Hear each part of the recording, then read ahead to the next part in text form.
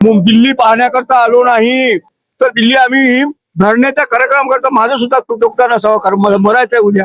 मग माझ्या नातवासाठी, माझ्या नातवांसाठी, माझ्या येणाऱ्या पुढच्या पिढीसाठी मला काहीतरी करावं लागेल ना. म्हणून मी इथे जरी गोळीबार जरी झाला, इथं जरी दंडूक जरी बसला, तो मी घेण्यास तयार आहोत. मित्रांनो, आपण सर्वांचे प्रबुद्ध टीव्हीच्या या युट्यूब चॅनलमध्ये स्वागत आहे. आज 20 जुलै अर्थात CGPचा प्रोटेस्ट, आणि हा प्रोटेस्ट संसद भवनावर. कारण काय, तर धर्मेंद्र प्रधान यांचा इस्तिफा. आणि हा इस्तिफाही का, तर या भारतामध्ये सर्वात महत्वाचा पेपर म्हणजे नीट, आणि या नीट पेपर फुटीमुळे हा जन आक्रोश निर्माण झाला, आणि 21 विद्यार्थ्यांनी या नीट पेपर फुटीच्या नैराश्यामुळे आत्महत्या केलेली आहे. आणि त्याचा जाब विचारण्यासाठी आज या ठिकाणी लाखोच्या संख्येने युवक उपस्थित आहेत. पण या लाखोंच्या युवकांच्या संख्येमध्ये आपल्याला या ठिकाणी एक आपले वरिष्ठ धम्मबांधव मार्गदर्शक दिसत आहेत. त्यांना आपण विचारत की आपण या प्रोटेस्ट मध्ये युवकांच्या गर्दीमध्ये कशा प्रकारे सामील झाला.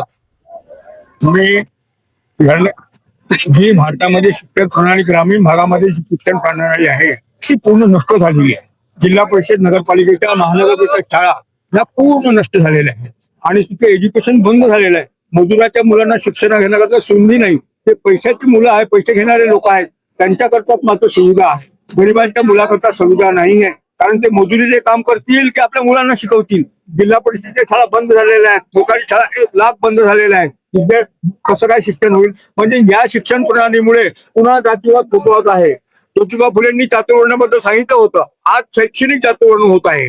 शैक्षणिक चातुर्वर्ण होत आहे, कारण आज गरिबाच्या मुलांना शिक्षण नसल्यामुळे त्या समान संधी नाही त्यांना. आज पेपर नीटच्या बद्दल पेपर लीक होऊन 30-30 लाख रुपयाला एक पेपर विकला गेलेला आहे. आणि गरिबाच्या, श्रीमंताचे मुलं डॉक्टर, इंजिनियर होतील, आणि ते झाल्यानंतर सरकारी प्रायव्हेट स्वतःचे 5 स्टार हॉस्पिटल खोलतील. आणि 5 स्टार हॉस्पिटल नंतर या गरीब जनतेची सेवा कोण करणार आहे? कोणीच करणार नाही. विकाऊ लोक तयार. दुसरा माझा मुद्दा आहे, आणखी एक महत्वाचा आहे, की आज आपल्या देशामध्ये 10% IAS आहेत, जे बॅकडोर एंट्रीना आहेत, त्यांना एंट्री झालेली आहे. आणि जे बॅकडोर एंट्रीना IAS कलेक्टर होणार आहेत, उद्या ते कलेक्टर, समजा अकोल्यासारख्या जिल्ह्यामध्ये जर कलेक्टर झाला तो मुलगा, तो कमळाचा ऐकणार, तुमचा ऐकणार नाही. भारतीय घटनेचा तो ऐकणार नाही.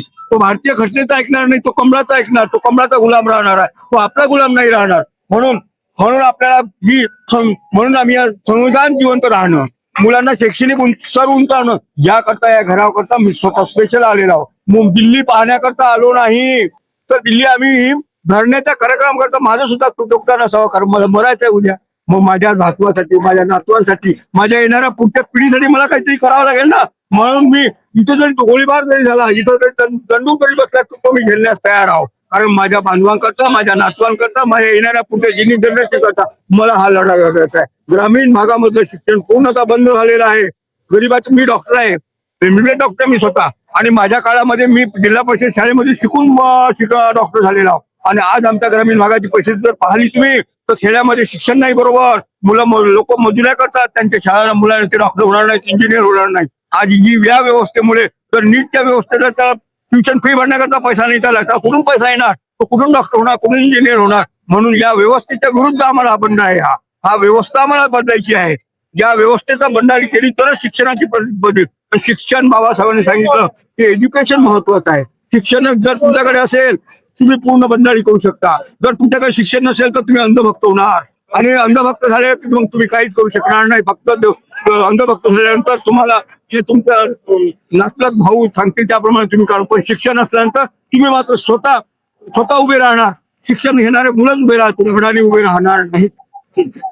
तर नक्कीच अतिशय मोलाचा संदेश आणि मत या ठिकाणी व्यक्त केलं. आपण कुठून आलात आणि तुमचं नाव? माझं नाव डॉक्टर देवीचंद शामराव थोरात. कुठून आलात आपण? अकोला जिल्हा, अकोल्याहून प्रॉपर आलेला, अकोला तालुका म्हणतात त्याला, तिथून आलेला. स्पेशली प्रोग्राम करतात. आपल्यासोबत आणखी सर उपस्थित आहेत. सर, आपण काय सांगाल? मी किरण कुमार इंगळे अकोल्याहून आलेला आहे. माझं असं म्हणणं आहे स्पष्ट की या धर्मेंद्र प्रधानच्या मागे हा मोदी बसलेला आहे, आणि मोदीला मी तर म्हणतो धर्मेंद्र प्रधानला नाही, या मोदीलाच हटवायला पाहिजे. कारण की मोदी आला तेव्हापासून आपल्या भारताचा राज झालेला आहे. आंतरराष्ट्रीय लेवलला नाचक्की होऊन राहिलेली आहे, भारतात नाचक्की होऊनच राहिलेली आहे. अनपढ प्रधानमंत्री बसून आणि तो शिकल्या सवरल्या मुलांचा नाश करून राहिलेला आहे. एज्युकेशनची आपली वाट लावलेली आहे. म्हणून माझं म्हणणं असं आहे, RSS हटाओ देश बचाओ, RSS हटाओ देश बचाओ.